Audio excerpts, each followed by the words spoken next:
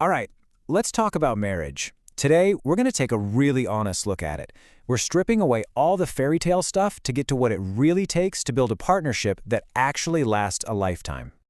And this quote right here, it just cuts right to the heart of the issue, doesn't it? Think about it. We make one of the biggest decisions of our entire lives when we're basically swimming in a chemical cocktail that makes us, well, not exactly logical. That tension is what we're going to unpack today. So what even is marriage when you boil it down? This definition is everything. It's a contract to build a life together while everything and everyone is constantly changing. But notice what's missing? There's no mention of happily ever after or nonstop romance. Because that's not the goal, right? That's the result you get when you put in the work. And this, right here, lays out the problem perfectly. We get sold these myths about finding our other half and living in eternal bliss, but the reality? It's daily effort. It's shared goals. It's choosing a partner who is actually suitable. Believing these myths is so dangerous because when the hard stuff inevitably shows up, people think their marriage is broken, when actually the real work is just getting started. Okay, so how do we get past all that fluff? Well, our source lays out 5, let's call them brutal truths. Think of this as the real user manual for marriage that nobody ever gives you. This first truth is an absolute game changer. The person you say I do to at 25 is not going to be the same person at 35 or 45 or 65.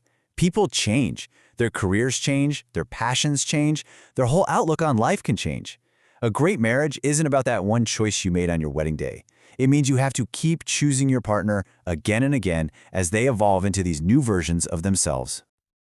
Now, this is fascinating. Truth number 2 is that your marriage isn't just one thing, it's actually 3 completely different relationships all mashed into one. And for the whole thing to work and feel balanced, you've got to be feeding all 3 parts. First up, you've got the friendship. This is the bedrock, you know? It's, do you actually like this person? Do you have fun together? Do you just enjoy being in the same room?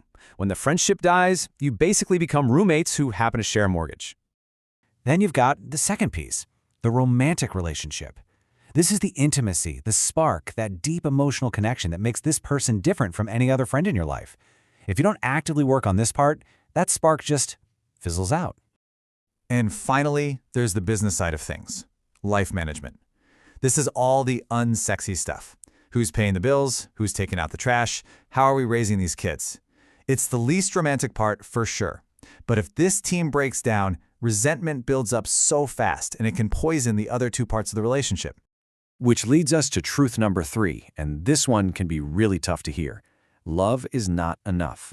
That intense chemistry, that can't eat, can't sleep feeling, it's awesome, but it can't fix a fundamental disagreement about money or kids or where you want to live. Long-term success has way more to do with real compatibility and shared values than it does with those intense, fleeting feelings. But here's some good news.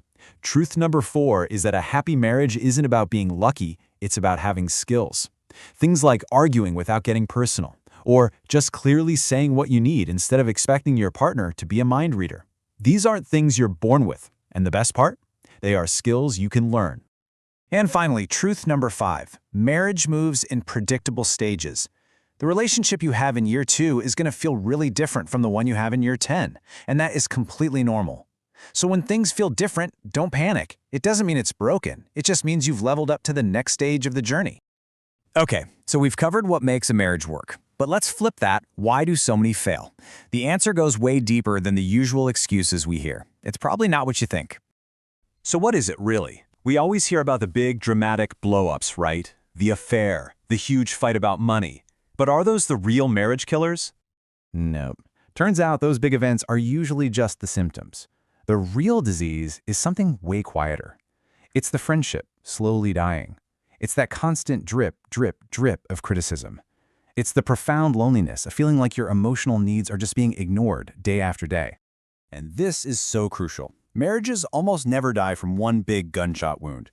They die by 1,000 tiny cuts. It's the unanswered text, the eye roll during a story, the small resentments that build up, unspoken, day after day, until the whole foundation just crumbles.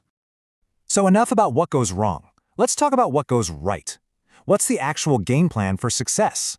What do healthy, strong couples actually do on a day-to-day basis? This is pretty much the whole playbook, right here on one slide.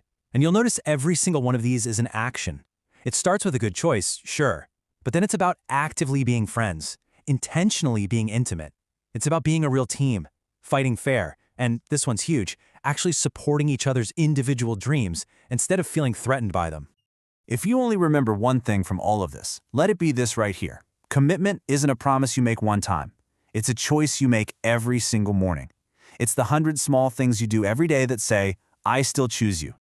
So let's wrap this all up with a couple pieces of direct advice, whether you're thinking about marriage or you're already in it and just want to make it stronger. First up, and this one is so important, don't marry who you hope someone will become in 5 years. You have to love and accept the person standing in front of you today, flaws and all. The partnership has to be built on who you both are right now. And this last one, it completely flips the script. We waste so much energy trying to find the perfect person, but we don't spend nearly enough time working on ourselves. The real magic happens when two people are both focused on being the kind of partner someone would be lucky to have. We've thrown a lot at you, so I'm curious, which one of these truths really hit home for you? What's the one thing you wish someone had told you years ago? Drop it in the comments below. We'd love to see what you think. Hey, if you found this breakdown helpful, do us a favor and hit that subscribe button and ring the bell so you don't miss our next one. We dive into big topics like this every week to give you clear, useful insights. Thanks for watching.